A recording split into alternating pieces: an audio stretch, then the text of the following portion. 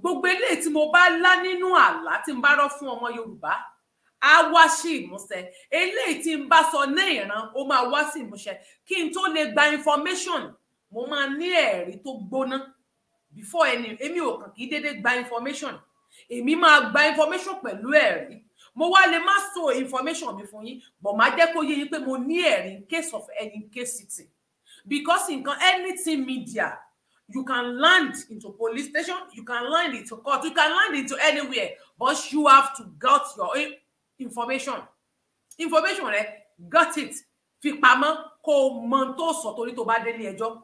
Tí n bá wà lórí òtítọ́ kò sí bẹ́ẹ̀ nìyẹn ṣe lè sọ̀rọ̀ tó láyé mo máa dúró lórí ọba pa mí kẹ́ pa mí kú pẹlẹbẹ. Máa sọ fún ẹ pé mo òtítọ́ mi mo wà kò sí tó kàn mí. Ṣùgbọ́n gbà tá bá nanu fún yín tí ẹ̀yin ọmọ Yorùbá dúró ní dúró wípé ta lẹni tó ń sọ̀rọ̀ pẹ̀lú gbogbo ètà ti sọ tó ti wá sí ìmúṣẹ.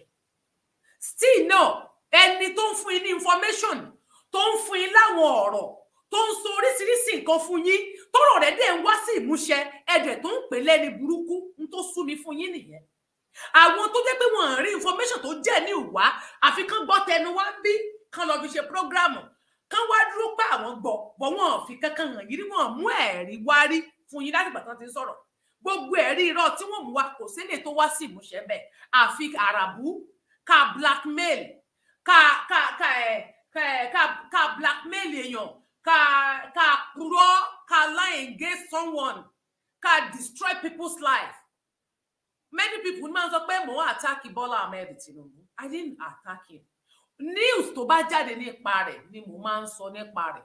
Ohun tó bá jáde lèmi máa sọ lé lórí ṣe blackmailing nìyẹn. Bí ìbá rí news mi ní sọ nípa rẹ̀, n tí bá rí ni màá sọ.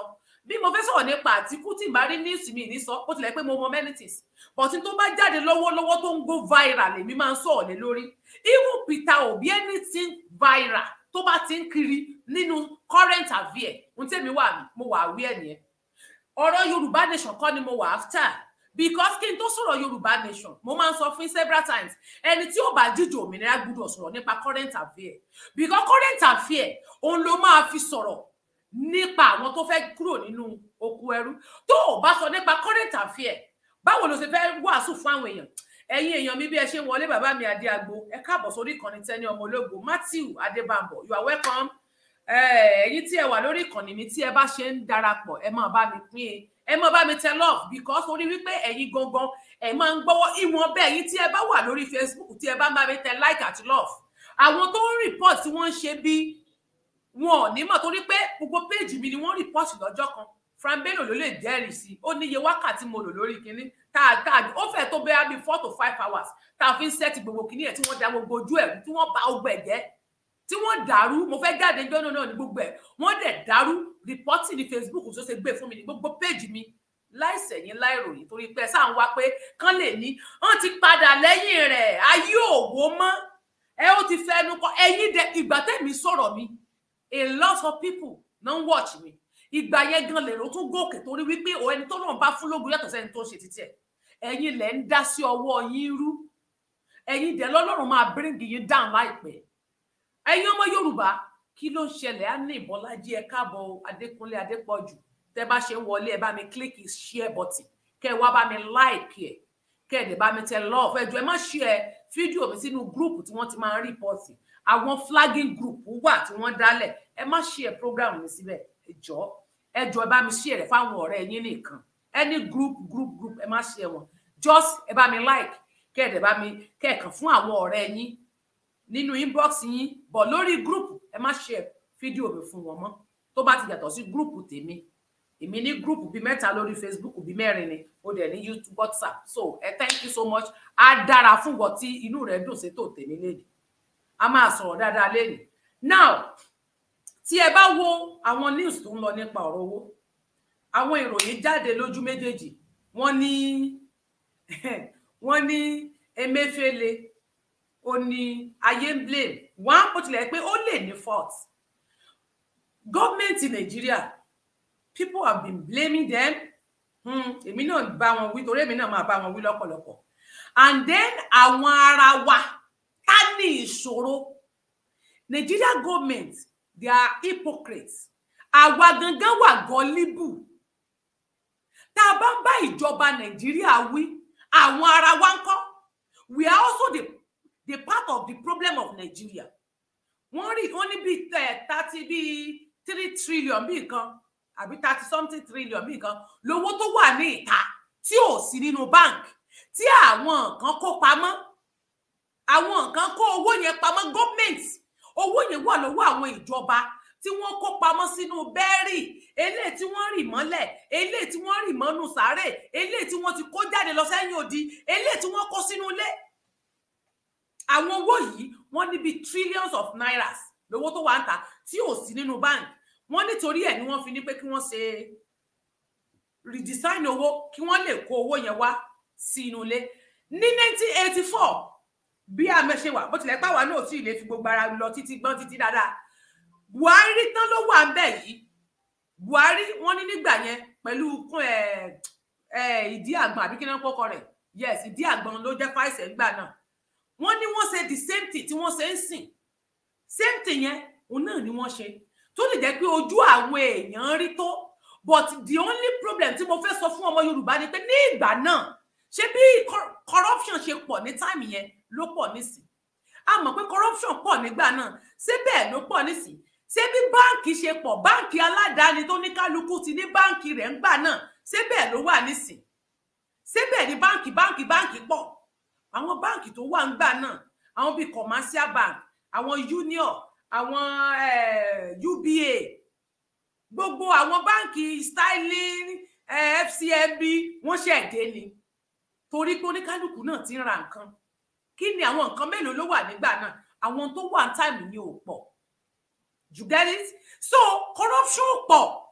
Kò dẹ̀ tí ì sí wípé àwọn èèyàn ń lajú sí pé a fẹ́ kọ́lé àgbàyanu hà, a fẹ́ ra mọ́tò àgbàyanu hà, àwọn èèyàn ní nǹkan gbà náà. But iṣẹ́ àgbẹ̀, iṣẹ́ oko ó ṣe kókó time yẹn. Àwọn èèyàn mú iṣẹ́ oko lókùnkúndùn. Wọ́n mú iṣẹ́ àgbẹ̀, iṣẹ́ oko kòkó, owó kòkó ní ọ̀pọ̀lọpọ̀ ń ṣe ní time yẹn.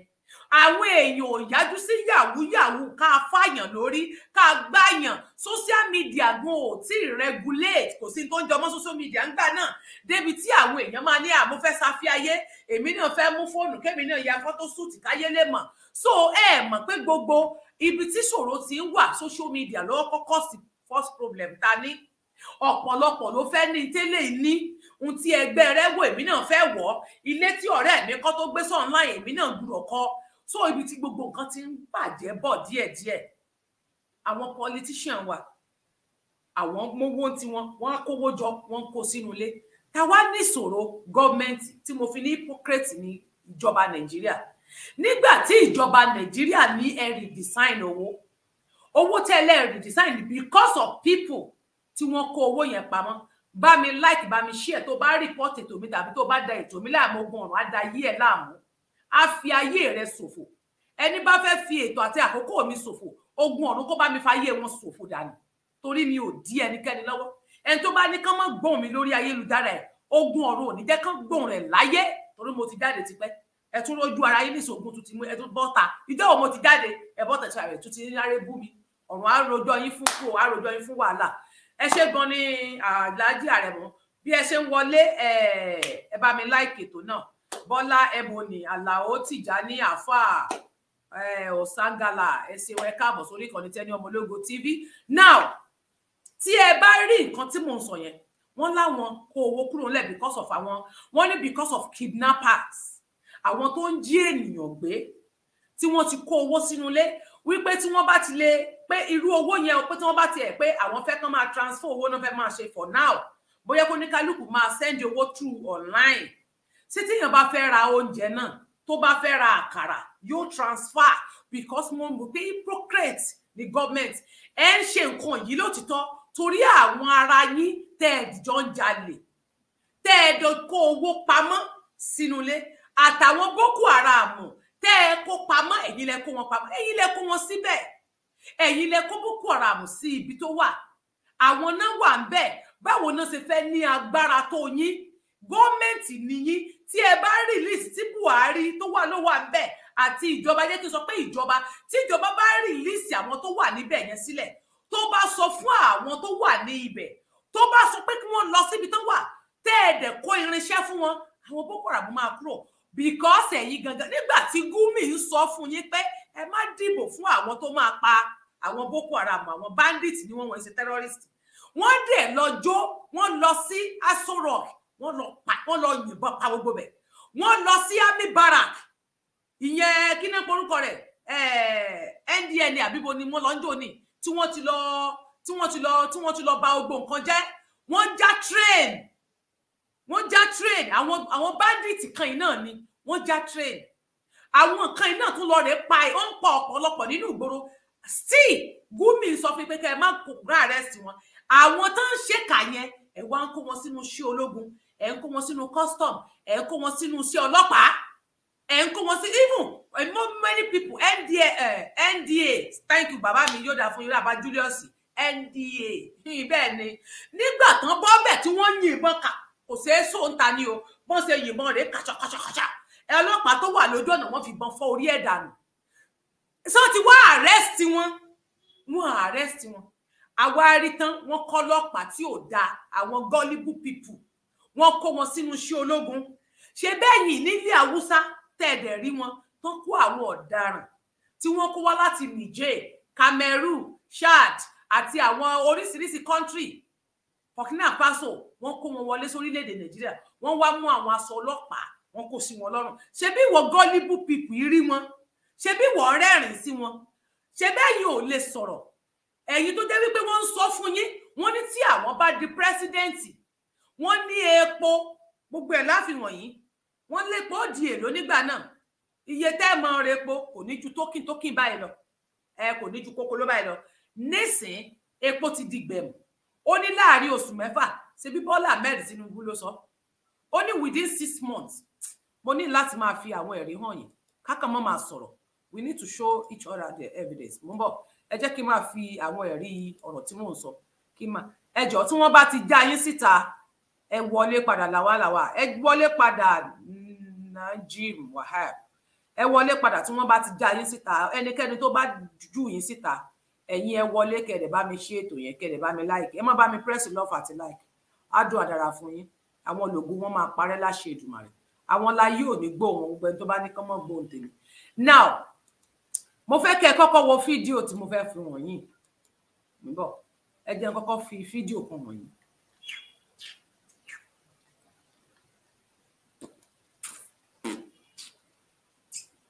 Mo fẹ́ sọ̀rọ̀ lórí àwọn fídíò kan. Mo rí fídíò kan tí bàbá kan ṣe. Mo fẹ́ sọ̀rọ̀ lórí ẹ jẹ́ kí n mo fẹ́ analysis lórí fídíò yẹn. Oh, now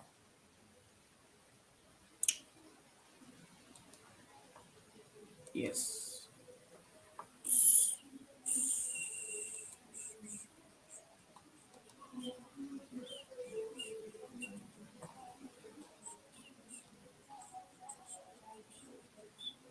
Nígbà tí ẹ̀yin tó jẹ́ wípé àwọn èèyàn ń jìyà fún tí ọ̀pọ̀lọpọ̀ bá dúró nídúró wípé òun fẹ́ gbà yín sílẹ̀ nínú oko ẹrú tó jẹ́ pé ẹ̀yin tí èèyàn ń jà fún tó ń ṣe wàhálà fún tí ẹ̀yin yẹn bọ́ tatẹ ní kílẹ̀ nìyẹn ń wí ọ̀rọ̀ tó ń sọ kò nítumọ̀ because so ẹ worú àwọn tí wọ́n yìnbọn pa lénìí irú àwọn tí wọ́n yìnbọn fún tí wọ́n pa nítorí pé wọ́n láwọn protest ṣó yẹ kí wọ́n máa yìnbọn pa ènìyàn ṣó yẹ kí gọ́ọ̀mẹ̀ntì Nàìjíríà yìnbọn kó pààyàn ń tẹ́ fi mọ̀ pé ẹ̀yin fúnra yín lọ ta ara yín ẹ̀yin lọ ta ara yín gọ́ọ̀mẹ̀ntì ẹ lọ protest wọ́n bọ́ bẹ́ẹ̀ wọ́n yìnbọn pa yín.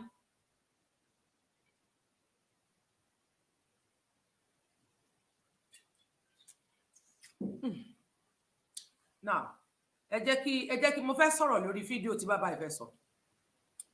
Wípé ọ̀pọ̀lọpọ̀ owó tí ń bẹ níta tó jẹ́ bí owó tó lé ní 27 trillion naira ní ń bẹ níta tí ò dẹ̀ sínú ilé ìfowópamọ́ tẹ́kú lọ́wọ́ aráàlú wà ó jẹ́ kí. ẹni fídíò yìí mo fẹ́ sọ̀rọ̀ díẹ̀ lórí fídíò yẹn màá máa play rẹ̀ díẹ̀ màá máa sọ̀rọ̀ díẹ̀ lé lórí mo fẹ́ yọkọ̀ mú òkun kan lóòótọ́ ọ̀rọ̀ tí bàbá yẹn sọ dáa ṣùgbọ́n fún nọ́nẹ́jì ọmọ kékeré tèmi mo fẹ́ fi sọ̀rọ̀ díẹ̀ lé lórí ẹ ṣé gan thank you.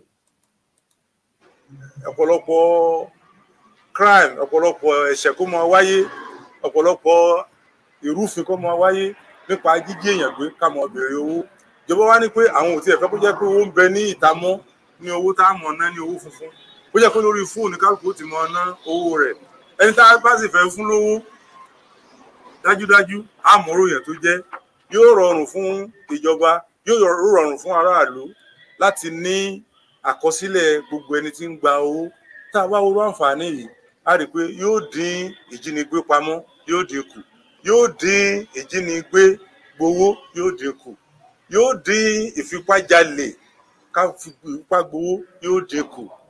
Orúkọ tèmi ni Dr.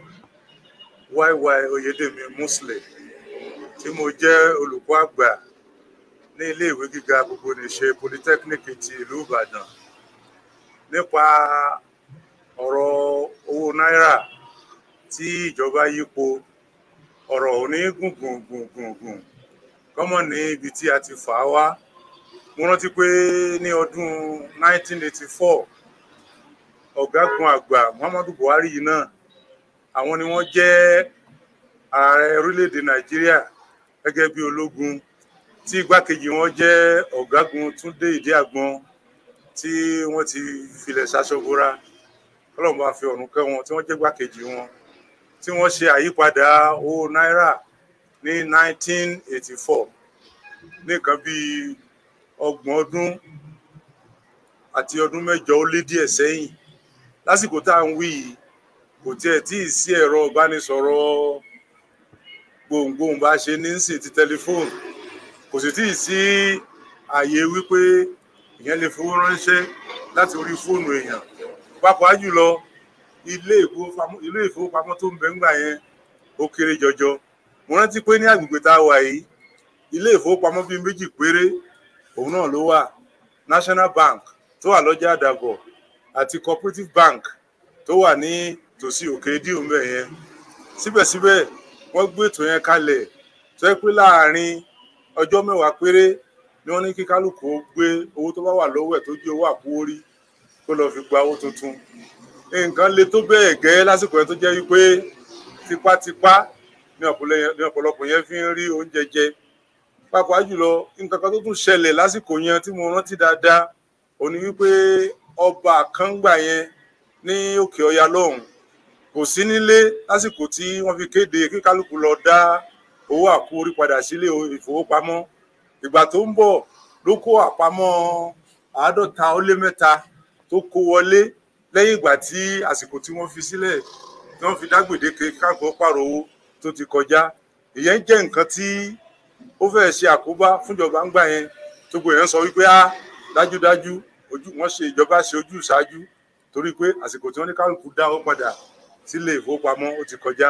So mo rántí pé ńgbà yẹn láì sí ilé ìfowópamọ́ lọ títí láì sí fóònù ẹ̀rọ ìbánisọ̀rọ̀ láì sí àǹfààní pé èèyàn lè fowó ránṣẹ́ láti orí tẹlifóònù ìjọba fún gbogbo ọmọ Nàìjíríà ní gbèdéke ní ọdún 1984 kí wọ́n dá owó àtijọ́ padà kí wọ́n fi gba owó tuntun.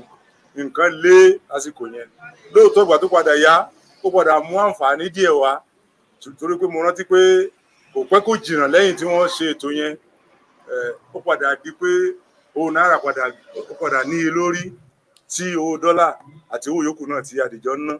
Ó tó di wípé ìjọba Nàìjíríà ṣe àyípadà owó ńgbà yẹn mo rántí wípé ní orílẹ̀-èdè New Zealand àwọn náà ṣe nǹkan tó jẹ mọ́ bẹ́ẹ̀ yálà kó jẹ́ pé ibẹ̀ ní ìjọba Buhari àti Ìdí-Àgbọn ńgbà yẹn ni wọ́n ti rí ẹ̀kọ́ pé káwọn náà yí owó padà ni wọ́n ti rí kọ́ tó ní New Zealand 1984 náà níbẹ̀rẹ̀ ọdún àwọn náà yí owó padà nígbà tí wọ́n rí wípé owó tó wà ń ta ó ti pọ̀ jù tó yẹ pé owó yanturu ó ń ra ọjà yẹpẹrẹ tó láti rí wípé àwọn náà dín owó tó wà ń ta àwọn dínkù nínú orílẹ̀-èdè New Zealand àwọn náà yí owó padà pẹ̀lú ìṣòro tí a rí ńgbà iná ìyá ọdún 1984 òun náà ni wọ́n rí ní orílẹ̀-èdè New Zealand ní 1984 bákan náà torí pé owó tuntun kò tètè dé ọ̀dọ̀ àwọn aráàlú ṣùgbọ́n lẹ́yìn ìgbà yẹn. Ẹ má bínú. Sorry, mo ti lọ tẹ̀kùn. tí ò dẹ̀ sínú ilé ìfowópamọ́ tẹ́ pé lọ́wọ́ aráàlú wà. Ó jẹ́ kí ọ̀pọ̀lọpọ̀ crime, ọ̀pọ̀lọpọ̀ ẹ̀ṣẹ̀ kó máa wáyé, ọ̀pọ̀lọpọ̀ ìrúfin kó máa wáyé nípa jíjí èèyàn gbé ká máa béèrè owó. Ìjọba wá ní pé àwọn ò tiẹ̀ fẹ́ kó jẹ́ pé owó ń bẹ ní ìta mọ́, ní owó tá a mọ̀ ná ní owó funfun. Ó jẹ́ pé lórí fóònù kálukú ti mọ̀ ná owó rẹ̀. Ẹni tá a bá sì fẹ́ fún lówó dájúdájú àmọ̀rò yẹn tó jẹ́ yóò rọrùn. Mo fẹ́ tí ẹ bá gbọ́rọ̀ tí bàbá yẹn sọ dáadáa, ọ̀rọ̀ ọlọ́gbọ́n ni, ṣùgbọ́n wọ́n ní ìjọba sọ wípé torí wípé àwọn tí wọ́n ń jiyàn gbé àti ọ̀pọ̀lọpọ̀ àwọn èèyàn tí wọ́n ń ṣe bí, so a máa náwó yẹn through online transfer sí transfer, so that àwọn tí a bá wọn ìjọba lè mọ àwọn tó ń ṣe. Ìbéèrè mi tí mo fẹ́ bá bàbá wa sọ ni pé ṣé rí ọ̀rọ̀ tẹ́ ń sọ ní 1984 corruption ò tí ì gbilẹ̀ tó báyìí. Àwọn Boko Haram lóòótọ́ wọ́n ti ń pa èèyàn tipẹ́, ṣùgbọ́n kò ṣe àfojúwọ̀n pé kí ni ayé fẹ́ ṣe fáwọn. Ní orílẹ̀-èdè Switzerland tẹ́ ń sọ irú eléyìí ò sí bẹ́ẹ̀, kí a máa pààyàn lójúkorojú, kí a máa jíyàn gbé lójúkorojú, ká dẹ̀ mẹ́ni tó ń ṣe bí fúnyàn ká dẹ̀ fọwọ́ lẹ́rán. Ìjọba mọ àwọn tó ń ṣèjàmbá fún wọn, ṣùgbọ́n ìjọba fọwọ́ lẹ́rán. Ìjọba mọ àwọn tó ń pa wọn, ṣùgbọ́n fọwọ́ lẹ́rán. Táwa ló ń fa sábàbí n tó ṣẹlẹ̀, ṣé kìí ṣe ìjọba Nàìjíríà ni? Èyí tó ń ṣe bẹ́ẹ̀ pọ̀, àwa fúnra wa náà tún wá wà tá à ń fọwọ́ ara wa ṣera wa. Nígbà tá a bá rí àwọn tó ń ṣe ọ̀daràn, táwọn tó pé yín ò ní agbára torí tẹ́ ẹ wà ní location yẹn, kí wọ́n má bàa ṣe jàmbá fún yín. Tẹ́ ẹ wá ráwọn tó ń polongo fún yín, ni wọ́n fẹ́ dà lúrú, wọ́n wá bà nǹkan jẹ́, wọ́n fẹ́ kógun wọ̀lú. Sógun ò ti wọ̀lú ni wọ́n lọ pààyàn ní church Ọ̀wọ̀. Ẹ wo iye èèyàn up to 100 people ni wọ́n pa ní Ọ̀wọ̀ church. Ṣé ẹ róríta wọn dè ní wọ́n pa àwọn yẹn gbé, wọ́n pa wọ́n gbé. Àìmọye tó ti gbẹ̀mí èèyàn ní orílẹ̀-èdè ilẹ̀ Yorùbá àti ní the whole Nigeria. Talent tó sọ̀rọ̀, ṣé ìjọba gbégbèsè?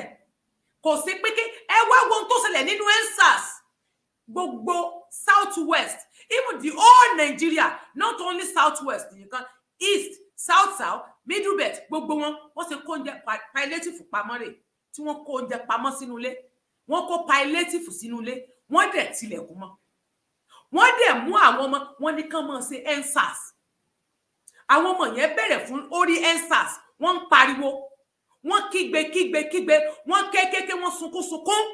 Ó ní ìyọjú táwọn ọmọ lò, wọ́n lọ fàdàgbà bọ̀rọ̀ sí Lẹ́kì wọ́n yanjú àwọn ọmọ. Ìgbésẹ̀ wo ní Nigeria government gbé lórí àwọn tó pa ọmọ? Sáwọn tó ń pa èèyàn ṣé wọ́n rí wọn? Sójà tó ń ṣe ikú pa àwọn èèyàn ta làwọn? Àwọn tó ń gbẹ ẹ̀mí àwọn èèyàn, Emmanuel Morie, tí wọ́n ń gbẹ ẹ̀mí àwọn èèyàn dànù, ta ni wọ́n? Ta ni wọ́n? Ṣé gọ́ọ̀mẹ̀ntì ò mọ̀ wọ́n? Nígbà tá à ń pariwo new naira notes, bandit ti rí new naira notes. Ìwọ tó ń jìyà fowó, ìwọ tó ń ṣiṣẹ́ lójoojú méjèèjì, ó repo, bandit ti repo, torójú iná fi ń pátúpátú wọn. Ọlápọ́n gbébọn dání mi ṣe fẹ́ ṣò wọn. Wọ́n ń gun pẹ́kúpẹ́kú wọn. Bandit ti rí epo rà, talent tó ń lọ fún wọn lépo. New naira note tó wà lọ́wọ́ bandit ta ló ń kọ fún wọn. Ẹ̀ẹ́dẹ̀ arrest Gumi, ṣe Gumi. Ẹni Gumi ẹ̀gbẹ́. Ẹni tó irú èmi tí wọ́n ń sọ̀rọ̀, èmi ni alátakò yín. Èmi ni mo fẹ́ kógun wọ̀lú. Èmi ni mò ń díjọba yín lọ́wọ́. Èmi ni mi ìfẹ́ kí èmi lọ máa lé yín. Nígbà tí ẹ rí Gumi, ìwọ ò ní new naira note lọ́wọ́. Nígbà tí ìjọba láwọn kó owó kúrò nílẹ̀, káwọn tó kówó pamọ́ sínú ilé lè wá kó síta. Lóòótọ́ tí ìjọba ṣe dà, ṣùgbọ́n ìjọba wà hypocrite. Àwọn nǹkan tán ṣe ó fẹ́ fọ́ wọn torí àwọn ní ẹ̀ṣẹ̀ tí wọ́n fi lọ sí báǹkì tí wọ́n fi gbà. Ṣé bẹ́ẹ̀ gbọ́ nǹkan tí El-Rufai wí? Ó ní lára àwọn gómìnà àwọn ó gbé 500 million lọ sí báǹkì, ó dẹ̀ rí owó new naira gbà lẹ́sẹ̀kẹsẹ̀. How? Níbi tí wọ́n ti ń sọ́fà láti gba 20,000 naira. Èèyàn gbé 500 million lọ sí báǹkì, ó dẹ̀ gbà jáde, ó dẹ̀ gba new naira, ó dẹ̀ gba new note owó, ó gbà jáde. old one ó gbé kalẹ̀ ìwọ tó wá fẹ́ gbọ́ ordinary 20 wọn yọwọ́ lórí owó títí ẹ o lẹ́yìn ẹ̀gúnjẹ tí ó fún wọn ìwọ tó wá fẹ́ gba 20,000 naira wọ́n wá ní ìwà máa fi wọ́n á yọ 5,000 kúrò lórí 20,000 dákun kí ló dé ẹni tó ń ṣàìsàn ní hospital tí dókítà ní pé ara rẹ̀ ò yá ẹ jẹ́ ká sanwó fún tí wọ́n gba káàsì jáde tán ní 20,000 ní tí wọ́n dẹ̀ fún ẹ ju 20,000 lọ ó ti pos ti yọ 5,000 naira kúrò bó o dé báńkì ò lè rí gbà pos náà ó fi àwa jẹun ó fi mẹ̀kúnnù jẹun táwa ní ọ̀daràn ṣe pé gbogbo àwọn mẹ̀kúnnù gan wà gọ́líbù àwọn mẹ̀kúnnù Nigeria citizen gan they are also hypocrite and gullible and wicked people they are also wicked ṣé báńkì kó owó àkọlé ni wọ́n kówó fún yín èyí tí wọ́n sọ ní gbogbo nǹkan tẹ́ ẹ rí ní Nàìjíríà everybody fi ṣe opportunity ẹ máa sọ pé opportunity comes àwọn oníkọ́mẹ́dì ń tó tiẹ̀ fọ́ níjù tí gbogbo nǹkan kan fi sú mi mo wá fọwọ́ lẹ́rán mo wá wò rere ayé àwọn tó jẹ́ kọ́mẹ́dì àwọn náà tún lọ sí bank lọ máa fi bank ṣeré gbé bẹ́ẹ̀dì síbẹ̀ kí gbogbo nonsense yìí why Nigeria so like this gbogbo nǹkan tó yẹ ká mú àwọn gan ti rí pé géèmù ní iná fi ní ẹ máa lọ ta lúdò tó fi ní ẹ máa gbá lúdò because ẹ̀yin fúnra yín gangan ẹ ṣàánú ara yín ìjọba kó owó pamọ́ nítorí ara yín wípé kíní ẹ̀yin lẹ sọ́fà ẹ̀yin ni ó dùn torí pé gọ́ọ̀mẹ̀ntì tẹ́ ń wò yẹn kò sí nǹkan tó kàn wọ́n mọ iye owó tó ń wọlé wọn lójúmọ́ níjọ́ ní àwọn èèyàn sọ pé torí Bọ́lá Ahmed Tinubu ni wọ́n ṣe fẹ́ kó owó kúrò lẹ̀ gbogbo wa la rí níjọ́ tí Bọ́lá Ahmed Tinubu bribe disability kan pẹ̀lú new naira notes yẹn ní ìpowó yẹn ti dọ́dọ̀ tiwọn ó ti circulate àwọn fúnra wọn ní bank tó máa wá gbé fún wọn nílé tí kì í ṣe pé kìíní búlọ́ǹfà ni wọ́n fi lọ deliver ẹ̀ wọ́n á dẹ̀ fi mí jáde síbẹ̀ torí yóò fún wọn lẹ́gùn jẹ táwa lọ́dẹ̀ so bí ìjọba bá ronú yẹn sorry let me tell you ìjọba dẹ́n sọ kíní kan fún yín ohun tẹ́ ẹ̀ ń ṣe bí ìgbà tẹ́ ẹ bá ń fi ara ní ayé lára ni tẹ́ ẹ̀ ń fi ara ní àwọn ènìyàn lára ẹ̀yin mọ̀ pé ẹ̀yin lẹ wà nídìí ọ̀rọ̀ ara yín tẹ́ ẹ bá mọ̀ pé ẹ fẹ́ múyàn níjó ní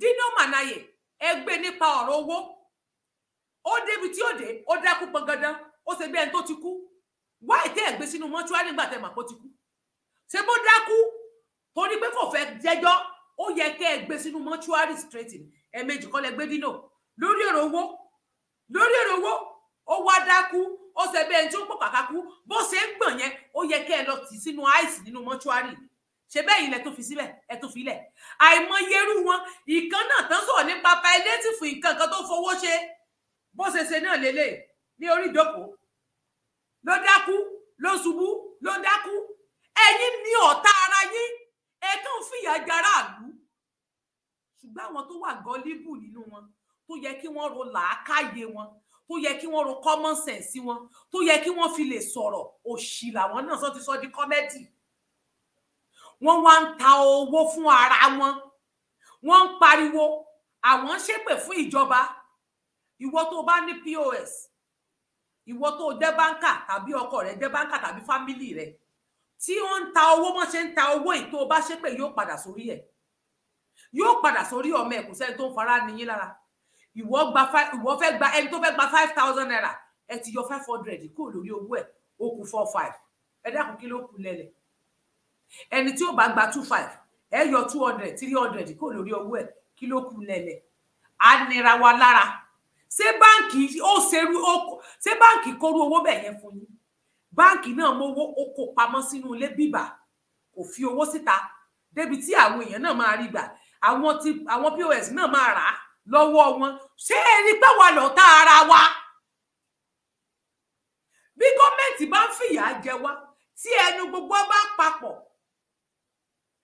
sí àní bá gọ́ọ̀mẹ̀ntì wípé gọ́ọ̀mẹ̀ntì o àwọn fúnra wọn kó epo kúrò lẹ̀ mo sọ fún yín pé ìyàn ń bọ̀ mo ti sọ fún yín láìmọye ìgbà several times mo ní kẹ́ ẹ lọ ra oúnjẹ pamọ́ ẹ di nǹkan pamọ́ ẹ fowó pamọ́ ẹ ra oúnjẹ sílé nǹkan ń bọ̀ ìyàn ó mú ogun ń bọ̀ ó lẹ ti rí gọ́ọ̀mẹ̀ntì Nàìjíríà wúwo ó dájú débi pé mo sọ fún yín n tó ń bọ̀ fún yín ó máa ní agbára tí ì débẹ̀ ẹ jáde fún EndSARS wọ́n kó ìbọn síta wọ́n fi pa yín wọ́n ní reopen Lekki toll gate jáde wọ́n fi ìbọn pa yín ẹ bá bẹ̀rẹ̀ fún protest June 12 tẹ́ máa ń ṣe wọ́n á kó ìbọn síta wọ́n á harass yín wọ́n á yìnbọn fún June 12 lásán tẹ́ ẹ bá protest lórí nǹkan kan wọ́n á kó ọlọ́pàá bíbà síta especially ní Lagos State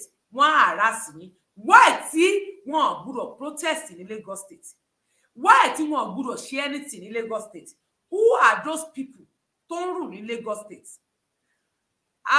ní gbogbo ilẹ̀ Nàìjíríà Lagos State nìkan ló worst jù it is because of Bola Ahmed Tinubu or who are those people or because of refinery Dangote because I don't know the kind of people tó ń rù ní Nàìjíríà even Lagos State anything protest kì í wáyé bó bá wáyé ní gbogbo country ní gbogbo state nílẹ̀ Nàìjíríà bó bá dé Èkó wọ́n á pa èèyàn sá ni kí ló dé àdẹ̀jókòó ká béèrè lọ́wọ́ ara wa àfìjà èébú kan fún yín lówó kẹ́ máa bú àwọn èèyàn kẹ́ máa attack àwọn èèyàn ẹni tí ó ṣẹ̀yìn kẹ́ bọ́ sábẹ́ comment ẹ̀ kẹ́ máa bú ó yẹ kẹ́ bira yín léèrè EndSARS ò kìí ṣe Yorùbá nation reopen Lekki toll gate kìí ṣe Yorùbá nation kò sí fún òmìnira Yorùbá it can be a revolution but kìí ṣe fún pé bóyá Yorùbá nation wọ́n pa yín ní pẹran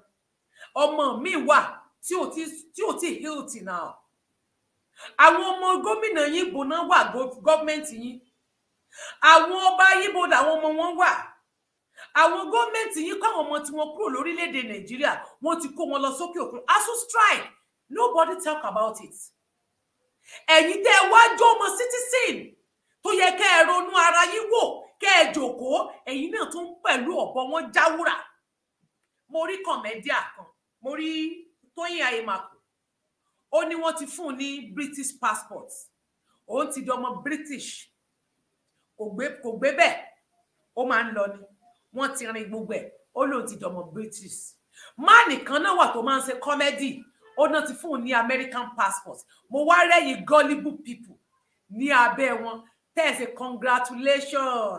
congratulation àwọn actress máa na pálí sókè páwọn ti di citizen ti bí ele máa lóun ti di citizen ti bí ìwọ tó wá jẹ́ gullible people ó wá ṣe congratulation sorry pé o mad I'm sorry to say that because I don't want to use any abusive words today ìwọ yẹn wà gullible do you know the reason why tí mo fi sọ bẹ́ẹ̀ nígbà tí àwọn actress tó ń sọ yẹn àwọn náà ń campaign fólóṣèlú àwọn náà ń sọ fólóṣèlú àwọn náà máa fún yín ní change kékèké wọ́n á ní kẹ́ ẹ jáde kẹ́ ẹ lọ dìbò ẹ sára àwọn òṣèré ti Yorùbá ẹ rí wọn lẹ́yìn Jagaban ẹ rí bí gbogbo ṣe ń pariwo Jagaban ọgbọgù Jagaban ìmí tí ẹ bọrọ ẹ sí òwò wọ́n ní àkìrí di ọmọ onígèlègèlè ṣùgbọ́n ìdí ọmọ onígèlègèlè tí wọ́n etí òkun láti rí àwọn yẹn wá na passport sókè pé àwọn ti di British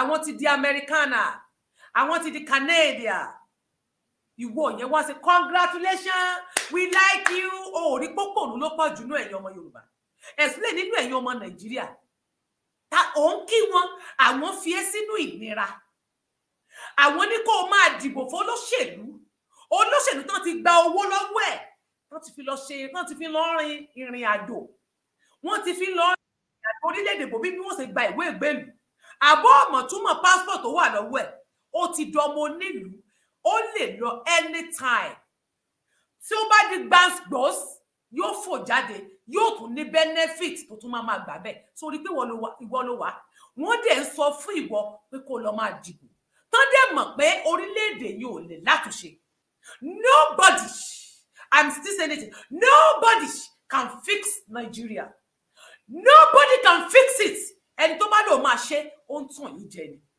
kò sẹ́ni tó lè ṣe Nàìjíríà ò lè ní àtúnṣe tá bá ń tanra wá jẹ lókù ṣe bí àwọn kan ni wọ́n sọ fún yín wípé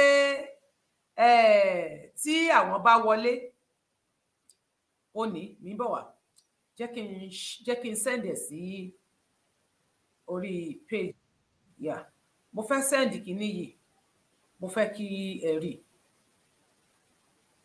mo fẹ́ kẹ́ ẹ rí tí ẹ bá ṣe ń láǹfààní láti darapọ̀ mọ́ Tenny ọmọ ológo please ẹ bá mi share ẹ dẹ̀ bá wa like it thank you tí ẹ bá ṣe ń ṣe bẹ́ẹ̀ mo fẹ́ kó ro pépà yìí yes mo fẹ́ kó wo pépà yìí mo fẹ́ kó wo àdìjọ máa rí mi la ilaha illallah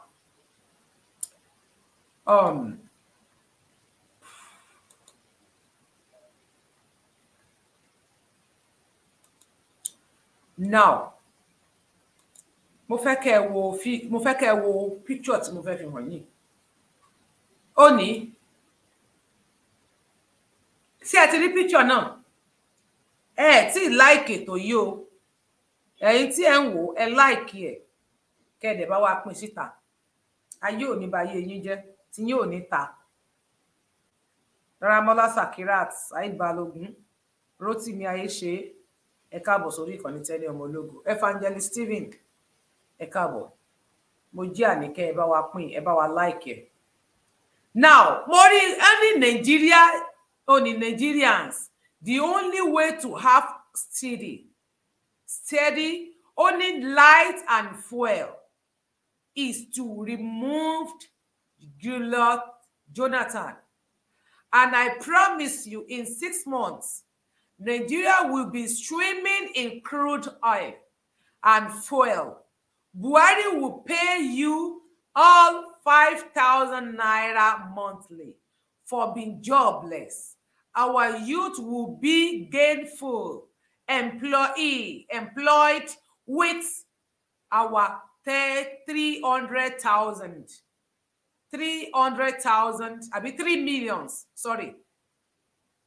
Only 3 million jobs a year. 3 million jobs a year. Owani Bola Ahmed Tinubu in 2014. That is 2014. 2014. Nígbà tí Buhari ń bọ̀. Tinubu ló pè fún Buhari. Ó ní ẹ máa lúwẹ̀ nínú alagbalùgbò omi crude oil àti epo petrol. Yóò sì wálẹ̀ àwọn máa pèsè iṣẹ́ àwọn máa ṣe gbá tẹ́ bá légún lọ gbogbo yín náà wá gọ́líbù ẹ fi ọwọ́ ara yín ẹ fi lé ire dànù ẹ légún lọ Jonathan dànù ẹni tẹ́ wá fọwọ́ ara yín wà wá bẹ́ẹ̀ nítorí owó tán fún yín nítorí 2,000 5,000 tí wọ́n pín lé yín lọ́wọ́ ẹ wá wo ìyà tẹ́ ń jẹ láti bí ọdún mẹ́jọ ẹ wo iye ẹ̀mí tó ti bọ́ ẹ wo iye àwọn tó ti kú ẹ wo iye àwọn tó ti ṣòfò.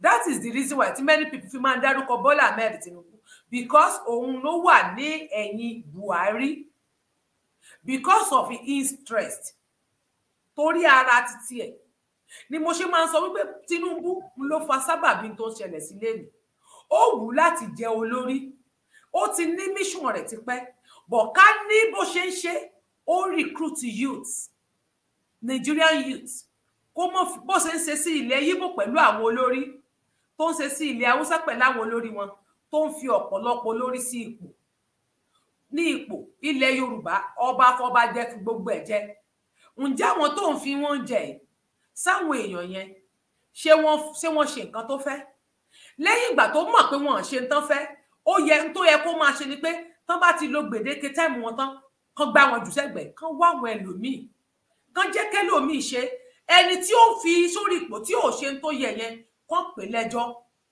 kò bá clean orúkọ ẹ̀ lẹ́nu ṣùgbọ́n wọn ó tún ti torí ẹ̀ torí pé òun náà fẹ́ jẹ títí ẹ̀ á tún láwọn tó da ayé yín rú yẹn àwọn nìkan tó padà wá again ẹ wo Ogun State ó ní nǹkan tí Dàpọ̀ mọ́ Abíọ́dún ṣe fún yín still Bola Ahmed Tinubu ó tún wá kírú èèyàn bẹ́ẹ̀ yẹn tó ṣèkà fún yín ó tún fẹ́ kó wá ẹ wo Ọ̀ṣun ẹ wo tó fojú yín rí ní Ọ̀ṣun State still Bola Ahmed Tinubu tún lọ fi ọ̀nà èrú lé Adeleke kúrò tún gbé eléwọ̀ bẹ̀gẹ́ bẹ́ẹ̀ dẹ̀ ní kò kí ṣe òun ló wọlé gbogbo everybody wa la mọ̀ wípé Adeleke ló wọlé gbogbo ilẹ̀ Yorùbá mọ̀ pé Adeleke ló wọlé torí kò possible kó jẹ́ pé kì í ṣe òun ló wọlé kán dẹ̀ lẹ́yìn ìgbà tí wọ́n ṣe ìbúra fún tán tó tún ti lo àwọn ọjọ́ ẹ wá yọ kúrò ẹ wá ló ń ṣe bùgá torí wípé ẹ wà ní ipò àṣẹ Bọ́lá Ahmed Tinubu ò lè máa gbomijé lójú àwọn èèyàn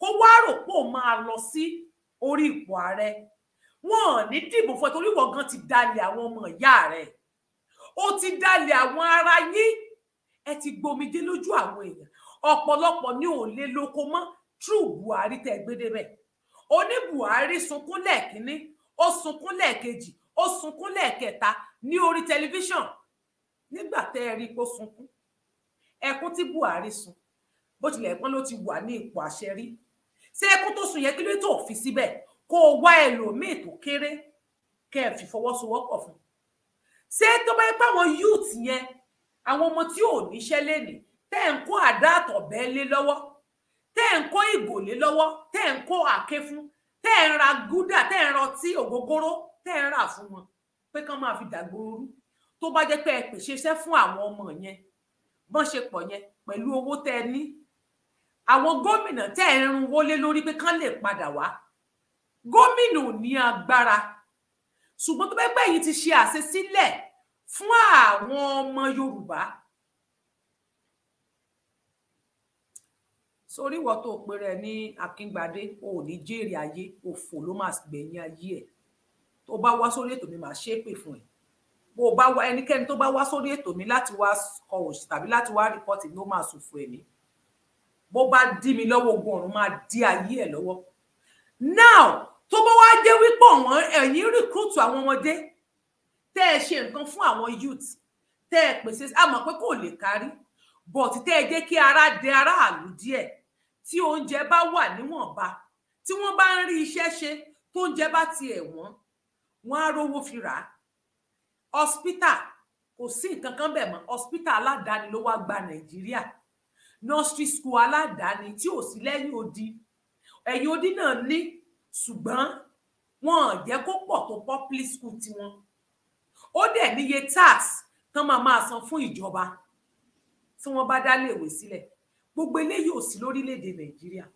ẹ wálé ẹ kówó pamọ́ nítorí àwọn tí wọ́n ń jiyàn gbé ẹni tó ń jiyàn gbé mà ti ní new naira lọ́wọ́ Emefiele ni mo fi ní ẹ má blame Emefiele lọ títí àwa ara wa gangan ká blame ara wa àwa tá ń pariwo now àwọn ọmọ yín jáde ní Ogun State lánàá wọ́n lọ protest wọ́n mú bọ̀ wọ́n fi pa wọ́n kò ṣe máa show síta àwọn tó lọ protest wọ́n tó fìbọn pa wọ́n ó rí kó lágbára kó lọ protest fún owó tí ò sí kán dẹ̀ yìnbọn pa wọ́n ṣé tí wọ́n bá wá dí orí ipò yẹn tó dórí ipò tí nǹkan promise yìí tí ò bá wá ṣẹlẹ̀ ṣé ẹ lè lẹ́nu àti sọ̀rọ̀ wọ́n yìnbọn pa yín náà ni ókè kí lẹ ṣe nísìn tán fi fìbọn ṣe yín tán fi yìnbọn pààyàn lórí owó yín ẹ̀yin lẹ ṣiṣẹ́ ẹ̀yin lẹ gbàárù ẹ̀yin lẹ kówó pamọ́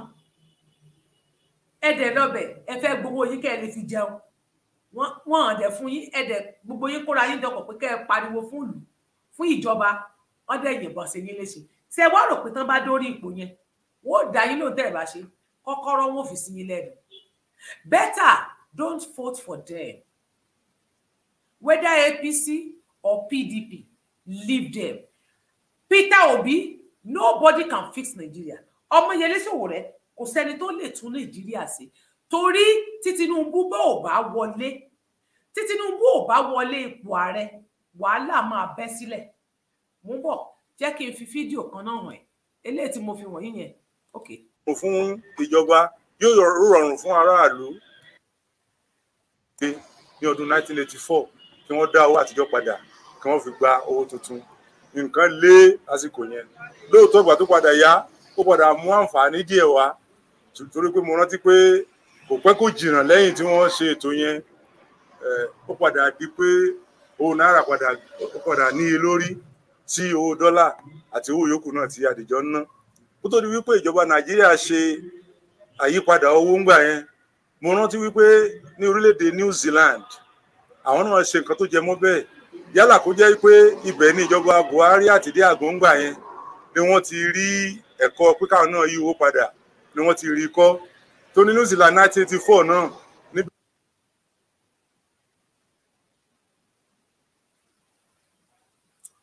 Bímbọ́ wa mo fẹ́ fi fídíò kan wọ̀nyí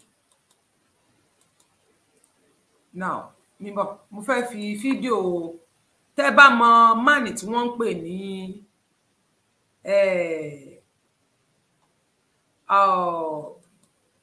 Adéyẹmí máànì yẹn ti sọ̀rọ̀ láìmọye ìgbà ṣùgbọ́n fídíò ilé tó ṣe last mo máa kọ́kọ́ fi hàn yín sìn Bímbọ́ mo fẹ́ kẹ́ ẹ wo fídíò yìí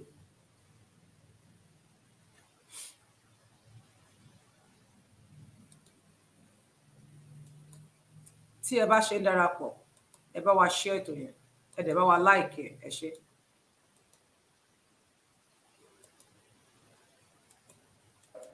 There are millions of hopefully. If nobody can tell you what light and light, Sakana Dala, you have not done well. I'm telling you, you didn't do well. You didn't do well, Mr. Chairman. We should tell them they didn't do well. There are millions of graduates roaming the streets. You are not employing them. You are saying that you want people with first degree for a first class. Do all of us have to have first class to be here? I didn't have a first class, but I compete far better than people with first class. So you do not use first class certificate as a condition to employ people. Hopefully, if nobody can tell you what light and light, Sakana Dala, you have not done well. I'm telling you, you didn't do well. You didn't do well, Mr. Chairman. We should tell them they didn't do well. There are millions of graduates roaming the streets. You are not employing them. You are saying that you want people with first degree for a first class. Master, I'm not paying smart Adéyẹmí. Ara àwọn tó wà nílé ìgbìmọ̀ aṣòfin ọmọ Yorùbá ni. So ó ti ń pariwo tí pé gbogbo fídíò 2021 ọ̀rọ̀ fídíò yìí. Àti bí April mo ti post it. Now, mo tún fẹ́ fi eléyìí náà again. Mo tún fẹ́ fi hàn yín. Mo fẹ́ kẹ́ wò. Do all of us have to have first class to be here? I didn't have a first class, but I compete far better than people with first class. So you do not use first class certificate as a condition to employ people. Hopefully. Now, mo fẹ́ kẹ́ tún wo eléyìí kí n tó wá play new one tó ṣẹ̀ṣẹ̀ ṣe jáde. Ó ṣẹ̀ṣẹ̀ kan jáde. Mo fẹ́ kẹ́ gbọ́. Nígbà tí èèyàn bá wà tó jẹ́ pé ó yẹ kẹ́ employ àwọn youth. Ìgbà míì wà máa lẹ́lòmí tí ó wà graduate tí ó ṣe kíní. Whatever is our position, we have a chapter. We cannot keep quiet any longer. It has gotten to a point that we cannot sleep with our two eyes closed. We are not free. Our children are not free. The president must rise for the occasion. There's no nation that is so powerful that doesn't need support of other nations. Individual cannot say you will leave the world without any other person with you. So we must rise. The situation is our security system has collapsed. It has failed. And because it has failed, we need to look for foreign support. It costs Nigeria nothing.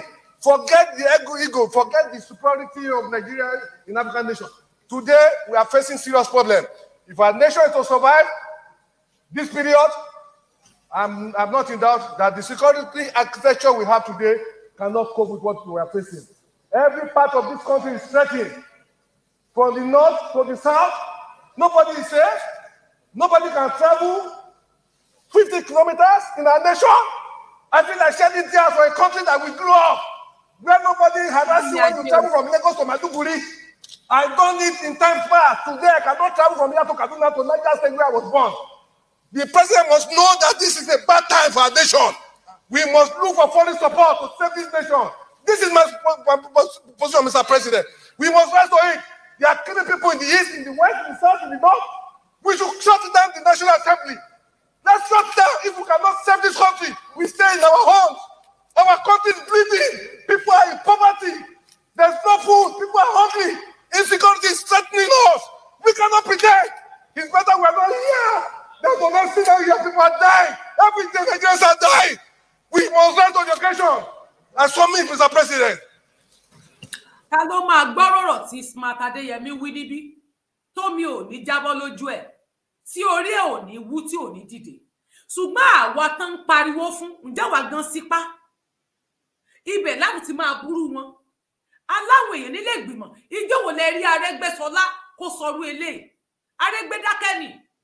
Wọn kàkà bẹ́ẹ̀ wọ́n máa gbè fẹ́yìn bàbá wọn. Fáṣọlá ìyára àwọn tó wà ní ìgbìmọ̀ asòfin tí wọ́n bá ti jẹ́ ẹ̀kọ́ lórí Facebook dákun padà wọlé á dára fún ẹ wọ́n ti ń dára wọn kúrò bẹ́ẹ̀ ni ẹ̀yin náà gbọ́ àwọn èèyàn yín tó wà nílé ìgbìmọ̀ Gbàjàbíàmúgbódà ṣe bó náà wà bẹ́ẹ̀ Arẹ́gbẹ́mugbó ibo ló wà Tọ̀bílíkì gbogbo wọn ò gbégbèsè Sànjà everybody kówó wọn ti jọmọ orílẹ̀-èdè ti di sísí orílẹ̀-èdè ẹ̀yin á dẹ̀ máa ṣe congratulation láwọn tó sọ yín sínú ewu ẹ̀ ṣe congratulation fún wọn táwọn di ọmọ orílẹ̀-èdè bòmí MC tó ń pín gò pín ọ̀bẹ pín owó pín ọtí fún yín pé kẹ́ máa wá ṣe kì í sọ orílẹ̀-èdè Nàìjíríà mọ́ dual passport lórí lọ́wọ́ àwọn ọmọ wọn dà ṣe rí pé pocket ní gbogbo wọn àtẹ̀yìn fúnra yín gan pẹ̀lú ẹ̀wà gọ́líbù àwọn tó jẹ́ pé àwọn tó ń sọ fún yín pé kẹ́ ẹ má jáde fún ẹ̀tọ́ yín àwọn tó ní kẹ́ ẹ ṣọ́tọ̀ ibo lọmọ tí wọ́n wà ibo níyàwó wọn wà ǹjẹ́ wọn gan bẹ lórílẹ̀-èdè yẹn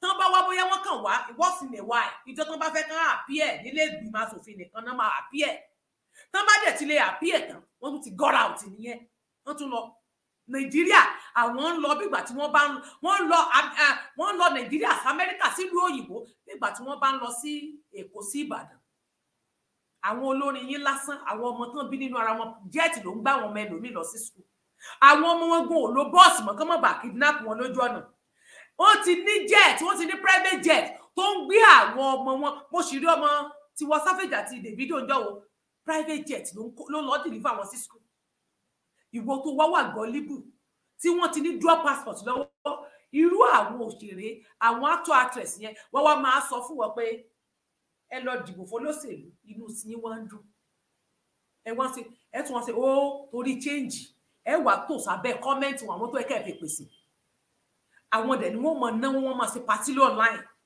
wọ́n á máa lo fake life home ẹlòmíì ò dùn ìjọ tó bá fẹ́ fi ẹ́ ṣe ga ni ó mọ ọkọ rẹ̀ ni ó mọ kìsì ẹ̀ irọ́ ló ń pa wọ́n lè kó níbẹ̀ máa kọ́ ayé ẹ̀fẹ́ ràn ní kílé tó fi ní ṣòṣì ní mọ́bìnrin jẹ́ kásá lè jẹ́ ká dẹ̀mù ìjà ní ra wọn nílé wọn ní good hope àwọn yẹn lẹ́yìn wọ́n ń ṣe congrats fún àwọn tó wà nílé ìgbìmọ̀ yín náà ń kígbe náà ń ké ó ti pẹ́ tán ti ń jà many people jẹ́ kí n play video the new one tó ṣẹ̀ṣẹ̀ ṣe máa gbọ́ àjọ máa gbọ́ náà nílé ni má kúrò lórí ètò yìí o aláwọ̀ kan mẹ́ta tó fẹ́ sọ thank you tẹ́ bá dẹ̀ ṣe ń wọlé ẹ bá wa like ẹ bá wa share now listen to this video. Anshetima on one hand, Peter Obi and Yusuf Deti on the other hand. PDP is a party that has betrayed the cause of national unity of this country. PDP is a party that has no respect for the unity and oneness of this country.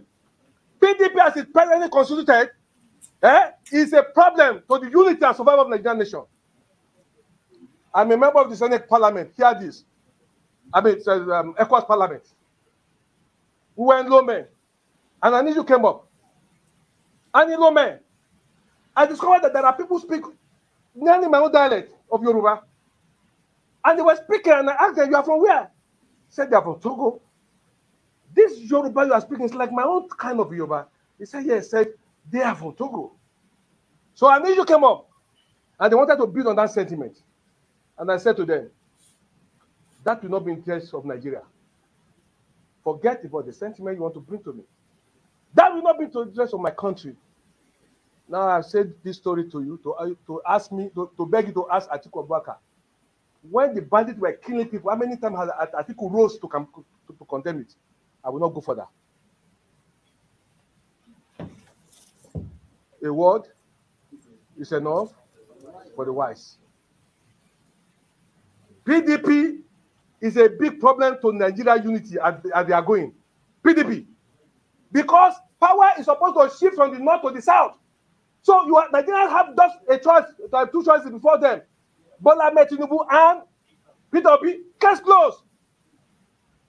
Don't create a situation. I want the PDP today and the powers that be and those who are trying to mislead Mr. President. Don't create a situation where the southwest and the southwest and the east will come to a conclusion that they have no hope in Nigeria.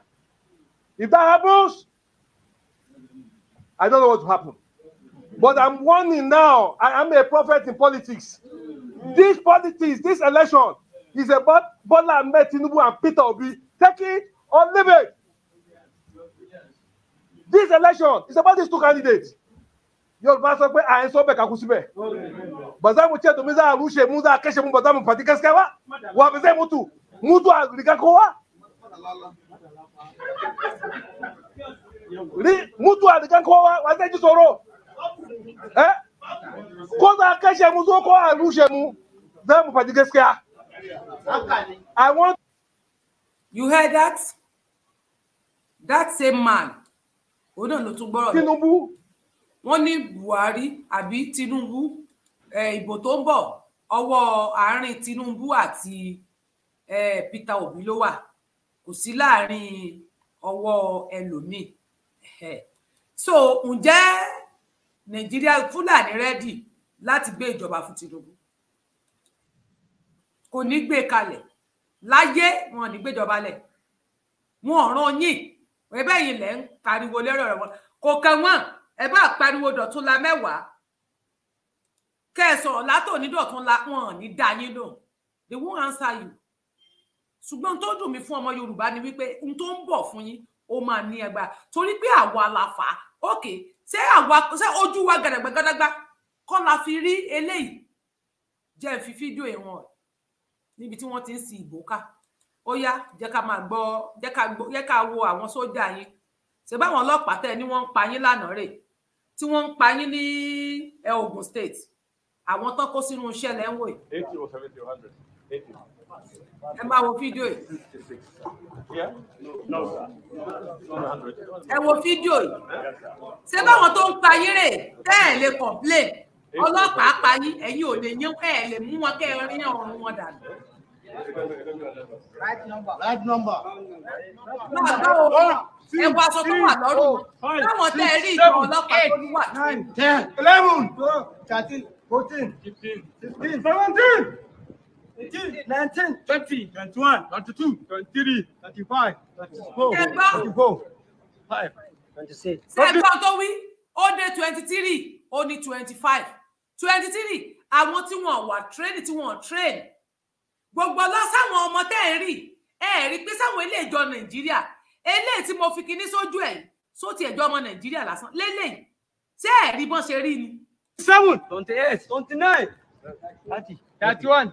Ṣé tó gbọ́ láti 31 láti 39 ó tún padà di 31 ṣé ẹ rí wọn ṣé lè tẹ́ ẹ rí sójọ citizen Nàìjíríà eléyìí sójọ Nigerian citizen tí wọ́n ká sọ sí lọ́rùn ẹ̀dẹ̀ ni wọ́n ń pa yín ṣé bí fúnra yín lẹ fojú ara yín rí àwa fi hàn yín online wọ́n ń gbé yín dìde ká má bàa fi hàn yín mọ́ ká má bàa fi rú àwọn nǹkan wọ̀nyí hàn yín mọ́ ìtorí ẹ̀ náà ṣe ń gbèrú yín jáde tán ṣe ń fúnrú yín lówó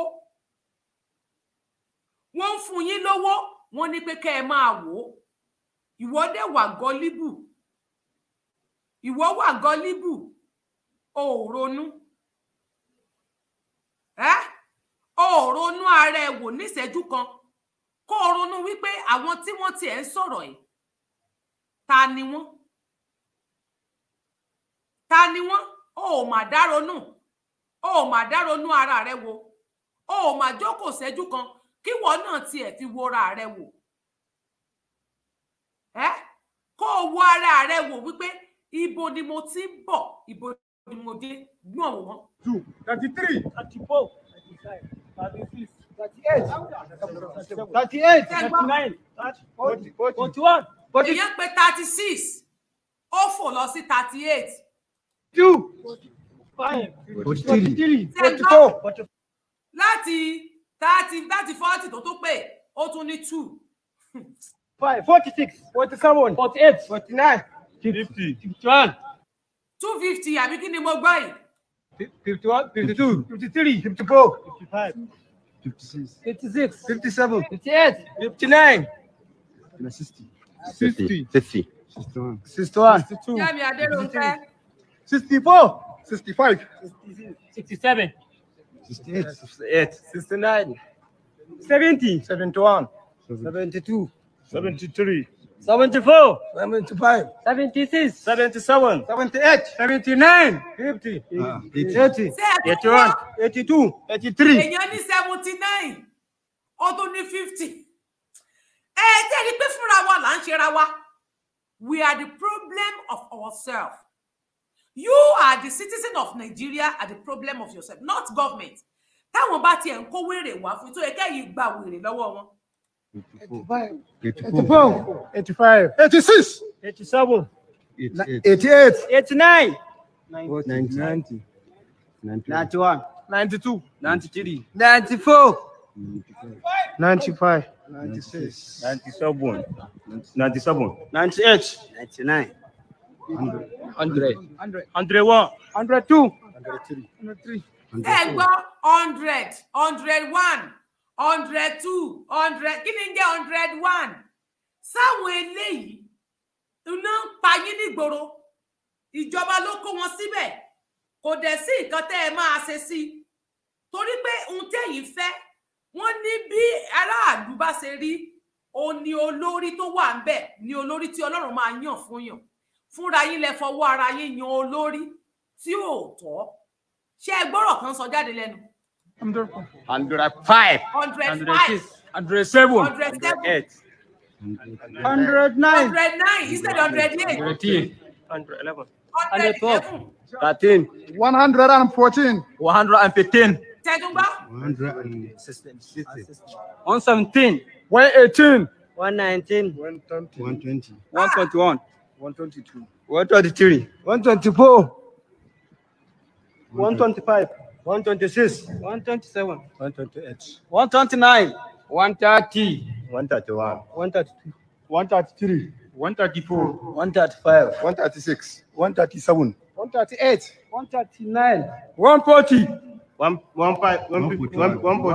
142, 143, 144, 145, 144, 42, 149, 140, eléyìí sójọ citizen Nàìjíríà. Ẹ wojú yìí sọmọ Nàìjíríà ni. Ojú tí ẹ jẹ́ Fúlàní àbójà Hausa, àwọn bí ara Nìgé. Àwọn bí Nìgé, àwọn Ṣáàdì tán kó wọlé, ẹ ń wojú wọn. Sáwọn eléyìí jọ ọlọ́pàá, sán jọ well training, àwọn tó train dáadáa sán jọ wọn. 141, 142, 143, 144, 145, 146, 147, 148, 150, Sẹ́ńgbọ́ 149, ó ti sọ 149 sígbó. Ó sọ 149 sígbó. 50, 150, 151, 152, 153, 154, 155, 156, 157, 158, 159, 156, 161, 170, Sẹ́ńgbọ́ 163, 164, 165, 167, Sẹ́ńgbọ́ 167. Last to the number 168, sir. ẹ wo àwọn tí ẹni wọ́n ń payàn. Ẹ̀dẹ̀ ni wọ́n yìnbọn fún un. Gbogbo àwọn tẹ́ ń rí àwọn Boko Haram. Ẹni báwọn Fúlàní sẹ́ni báwọn sẹ́ẹ̀rí wọn. Kì í sí àwọn èèyàn wọn náà Almighty Allah will give me the authority to serve the nation in a very special way. Nigeria government ó rírú àwọn ènìyàn yìí àbí gọ́ọ̀mẹ̀ntì Nàìjíríà ò rírú wọn. Gọ́ọ̀mẹ̀ntì Nàìjíríà rírú àwọn eléyìí tí wọ́n ń rìkúrútù àwọn èèyàn lọ́wọ́ ara tiwọn. Ẹ wá lọ́daràn pọ̀. Ṣé ìjọba wa nìyẹn? Ṣé aráàlú nìyẹn? Ṣé ìjọba kọ́ ló ń ṣe yín? Ẹ̀yin tẹ́ wá járàlú tó yẹ kẹ́ ẹ pariwo kẹ́ ẹ mọ́ ronú pípa tí wọ́n pa yín tó rán fẹ́ fi ẹ̀rù sí lọ́kàn pé tó bá ti yìnbọn pa yín ẹ ní lè jáde mọ́. Tó lè yẹ kẹ́yìn náà ti gbáradì tóògùn ọlọ́pàá tẹ́yìn bá rí tẹ́ ẹ bá gbá lólóńdè eléyìí tó bá lò ń yìnbọn tẹ́ ẹ bá fi olóńdè gbá mọ́tò rẹ̀ mú mọ́tò wo ò ní lè ríbi lọ sódà tọwọ́ yín á ríbi tẹ̀ wọ́n. Ṣùgbọ́n oògùn ti yẹ ẹmọ ibi tẹ́ ẹ̀ náà sí àfi kẹ́ fi bá yí ọmọ ọlọ́mọ jẹ́ kẹ́ máa fi so oògùn kiri kẹ́ máa gbógo ológo wálẹ̀ ẹni tórúkọ rẹ̀ ti tàn kẹ́ máa bà orúkọ wọn jẹ́ ká kẹ́ máa bọ ògo ológo jẹ́ kiri tẹ́yìn wá after nìyẹn ẹ ní nǹkan míì tẹ́ fẹ́ ṣe. You don't have anything ju kẹ́ máa gbógo ológo wálẹ̀ lọ kẹ́ máa bàrà wo oníràwọ̀ jẹ́ ẹni tó ti ń dìde kẹ́ máa gbé wálẹ̀ kẹ́ máa so oògùn kiri ń tẹ́ wá after nìyẹn.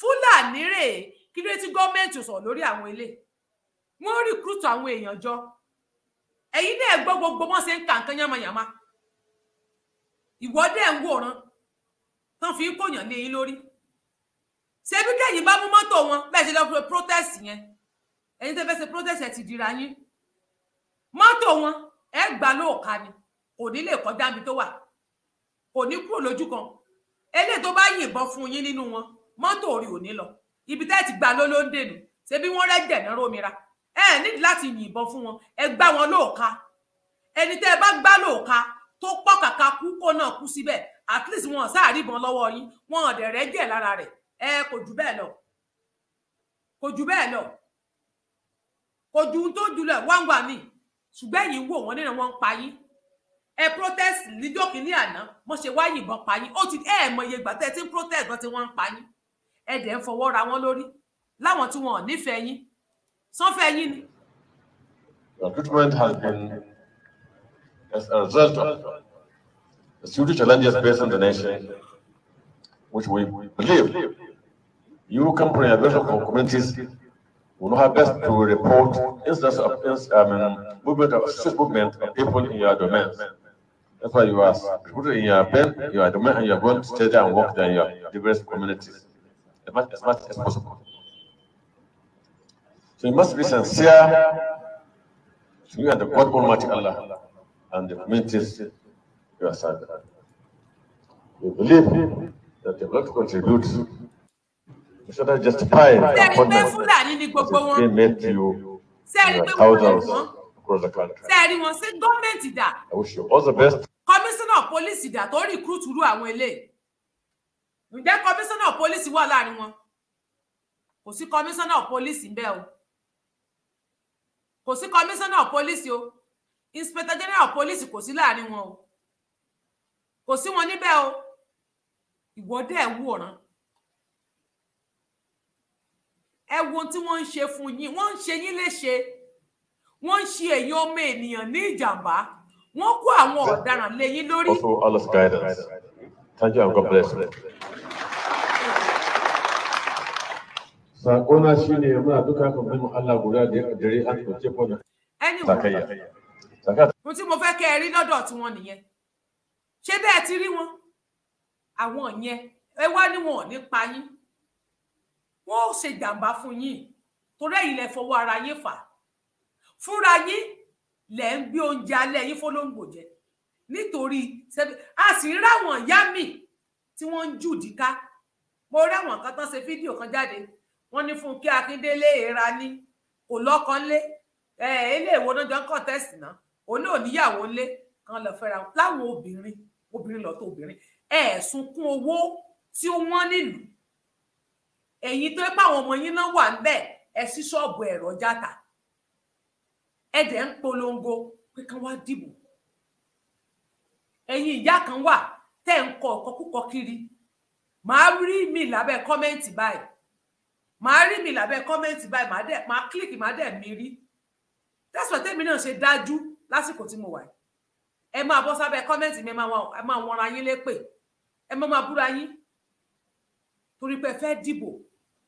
Ìgbà tẹ́ ẹ ti ń dìbò, iṣẹ́ kí lẹ̀ ń ṣe? Ẹ̀yin kan ẹ jókòó ara yín kalẹ̀, ẹ ronú ara yín. Jẹ́ n fi fídíò ẹ̀ wọ̀n ẹ̀. Bọ̀, wo fídíò ẹ̀. Ẹ jẹ́ ká jọ gbọ́. Èpè ní o. Fún gbogbo ẹ̀yin tí kẹ́ gbọ́rọ̀ tí má nìyí sọ. Lórí pówó epo lọ lásán, ẹ wò.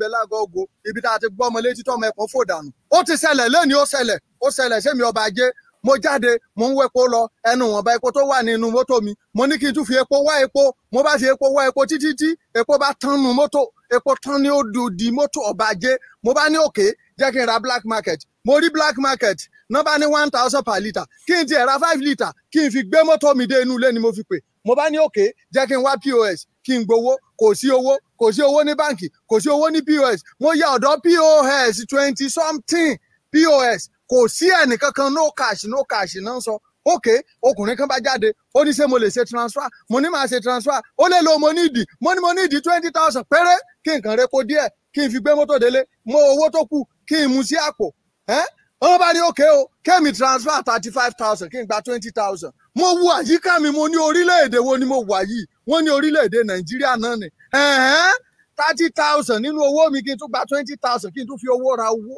kí n tún fi owó ọ̀wọ́n ra owó ọ̀wọ́n kí n tún wá fẹ́ ra ọjà ọ̀wọ́n ní orílẹ̀-èdè Nàìjíríà ìwọ ọmọ bá ń gbé olúgbòhùn sí mi lẹ́nu sẹ́ gbogbo àwọn tí wọ́n sọ pé wọ́n ń fara ni wá pèsè làwọn fẹ́ fara ni wá ní orílẹ̀-èdè Nàìjíríà ara bẹ́ẹ̀ ló máa ń ní àdándọ́jọ́ alẹ́ orí forí sódò làdán kú sí gbogbo àwọn tó fara ni wá ní orílẹ̀-èdè Nàìjíríà ara máa ní yín pa ní ẹ máa dúró sílẹ̀ máa gbúrò de aṣọ ọ̀fọ̀ kì í tán lára ọ̀gẹ̀dẹ̀ aṣọ ọ̀fọ̀ lẹ máa wọ ọ̀gbẹ̀yìn ayé yín bẹ́ẹ̀ ṣe jẹ́ ká ní owó tí ẹ jẹ́ ká rí ná owó wà ní báǹkì à ń wo owó lójú à lè rí ná ebi ń pa olówó ebi ń pa tálíkà ní orílẹ̀-èdè Nàìjíríà bẹ́ẹ̀ ṣe ń fi ebi pa wá ebi ló ń pa mọ́nàmọ́ná kú ebi ló máa pa yín kú gbogbo bí kíbi jẹ́ bá ti wà tẹ́ ẹ bá mú mi lónìí tí ẹ bá fi lè gbé ẹsẹ̀ kúrò ní orí owó tẹ́ ẹ bá mú mi lónìí á gbàbọ̀dé lára yín gbogbo ẹ̀yin tẹ́ ń fara ní wá ní orílẹ̀-èdè Nàìjíríà ara ní kú ni ṣe lára máa ní kú bẹ́ẹ̀ ni gbogbo ara ló ń dun adìyẹ tí wọ́n bá fọwọ́ kan adìyẹ ara máa dùn ní ara máa dùn yín orí á máa dùn yín ẹsẹ̀ á máa dùn yín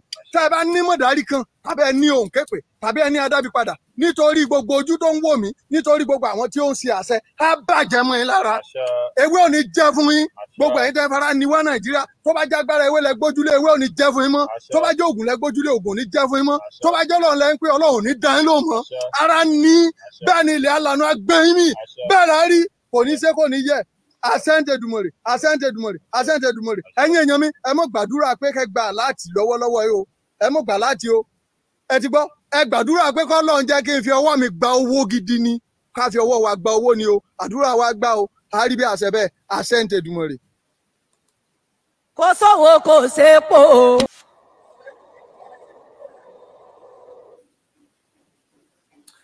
ẹ tún jẹ́ ká gbọ́ fídíò tìyá iná ẹ sáà ti rí wọn ẹ jẹ́ ká gbọ́ tiwọn náà a máa gbọ́ ká tó sọ̀rọ̀ ń bọ̀.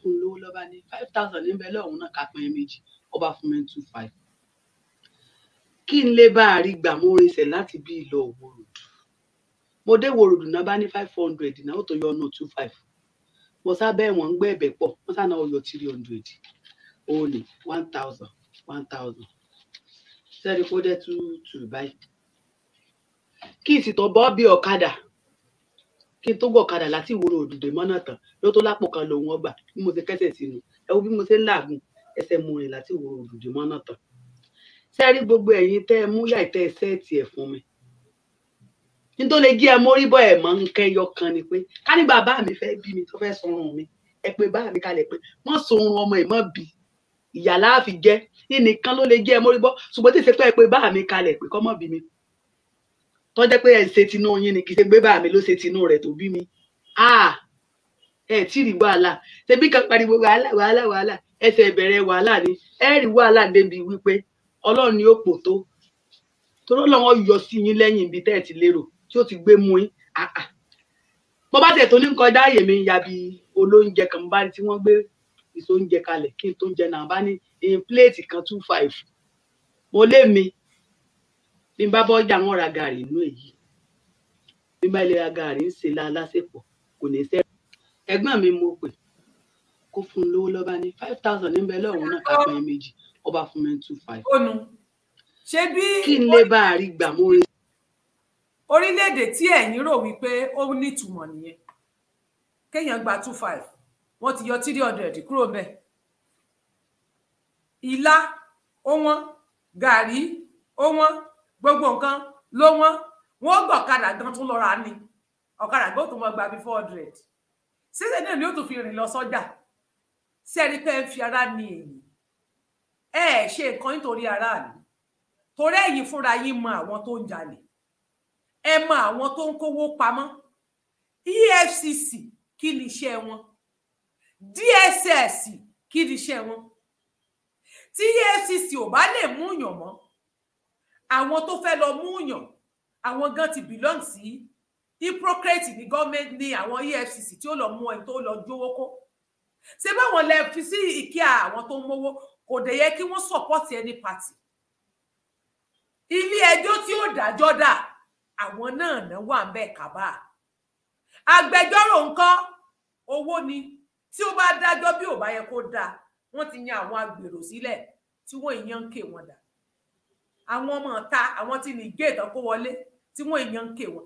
Ẹ̀dẹ̀ náà wà lórílẹ̀-èdè sí ẹ̀mọ̀ pẹ́yìn lẹ́ ń fà nílùú òyìnbó kí ló dé tẹ̀ fi lè ra lé ní cash. Nílùú òyìnbó kí ló dé tó jẹ́ pé mortgage lẹ́ máa fi ń gbalé lẹ́ máa fi ń ra nǹkan mọ́tò. Nílùú òyìnbó kí ló dé tó yẹ pé ó níye gbèdéke owó tẹ́ gbọ́dọ̀ kó sí báǹkì tọ́mọ fi wọ́n ń chẹ́ẹ̀kì ilé yín láti mọ source of your money. Ọmọ kékeré mi máa fún owó ní títì wọ́n á láwọn fún owó wọ́n á dé patí wọ́n á máa náwó bí ẹlẹ́dà wọ́n á máa tẹ owó mọ́lẹ̀ báyìí wọ́n máa lẹ béèlì mọ́ra wọn lórí. Tán bá tiẹ̀ ń ṣiṣẹ́ ńkọ́ tó bá já wọn náà nìkan. Àwọn míì wà tí ò ní. Bíbélì gan sọ wípé ó ní má ṣe ṣe yànga sí ara ọmọ ẹnìkejì rẹ. Ó ní ẹ̀ṣọ́ yín kó jẹ́ ẹ̀ṣọ́ níwà níwèé Jákọ́ inú James. Ó ní ẹ̀ṣọ́ yín ẹ jẹ́ mọ́ jẹ́ kó jẹ́ ọ̀ṣọ́ òde ní ẹ̀ṣọ́ tinú. Ó nítorí tí o bá anything tó o bá fẹ́ wọ̀ tó bá ti di wípé ọmọ ẹlòmíì máa fi sọ̀rọ̀ sóhun Ọlọ́run má ṣe wọ̀. Aṣọ tó wọ̀ tó tẹ́lẹ̀ mi àní Olúwa o kémi náà dẹ̀ rówó rarú aṣọ yìí. Ẹ ti ń jẹ́ kẹ́lòmíì máa ronú. Ẹ ti ń kó ẹlòmíì sínú ìrònú. Ẹ ń fún oúnjẹ sí yànga sáyé ẹlòmíì. Ẹ̀yin lẹ fà á. Ẹ̀yin lẹ ń ṣèkà fáráàlú. Nígbà tẹ́ bá mú ìjọba tẹ́ mú àwọn ará yín tán jalè tí wọ́n gbé wọn dé ilé ẹjọ́ tí wọ́n ṣe bí ẹni tí kọ́lé adìyẹ gbé. Adájọ́ tí yóò dájọ́ freely kò ní lè dájọ́ rẹ̀. Ẹ̀dẹ̀ ń sọ fún wa wípé ká fi wọ́n lẹ̀ kán máa lọ. Àárí ìgbésẹ̀ tán bá pààyàn lórílẹ̀-èdè àpagbé ẹ wá sọ orílẹ̀-èdè Nàìjíríà di nuisance country. Gbogbo tẹ́ ń sọ làgbáyé rí. News ń gbé gbogbo ẹ̀ lágbàáyé. Àjàsẹ́rà ń gbé BBC World ń gbé many news ní orílẹ̀-èdè àgbáyé lórí bẹ́ẹ̀ ṣe ń kó ìbọn jáde pa àwọn ọmọ yín lórí pé wọ́n protest lórí owó bẹ́ẹ̀ ṣe pa wọ́n nínú Lẹ́kì gbogbo ẹ̀ lárí. Anything tẹ́ ẹ̀ ti lọ ṣekú pa àwọn ọmọ yín tí ó dẹ̀ sí báwo lè ṣe fẹ́ káwọn èèyàn ṣe wèrè kan nínú ilé mi nígbà wo lórí pé wọ́n ṣe nǹkan bí. Tájọ́ fà ó ní kémi máa lọ Nàìjíríà wọ́n yìnbọn pa àwọn Boko Haram lórí tí mo jarí mọ́ wèrè lọ́wọ́ láyé ẹ ni mo sọ. So news tán ń ṣẹlẹ̀ ó ń dọ́dọ̀ gbogbo wọn. Wọ́n jẹ́ ká ní àpọ́nlé. Wọ́n jẹ́ kó mọ Nàìjíríà lápọ́nlé mọ́ lẹ́yìn odi. Ẹ ti jẹ́ ká useless níwájú many people. Báwo lọ́lọ́pàá ṣe máa pa àwọn èèyàn tí ò sí ìgbésẹ̀. Ẹ̀yin ọmọ tán tí wọ́n ń pa iná ni wọ́n tún wá fún ní tọ́rọ́kọ́bọ̀. Wọ́n ní kẹ́ wá máa protest kẹ́ wá máa ṣe rally ká. Wọ́n mọ̀ tún ṣe rally náà. Ẹ mọ̀ kì í máa ṣe igi náà mọ̀ tó ju èèyàn máa ní. Ẹ̀yin lẹ́tù sáré lọ torí ebi. Wọ́n mọ̀ pé tẹ́bi bá pa yín tó bá tó àsìkò election tí election bá dé tí wọ́n bá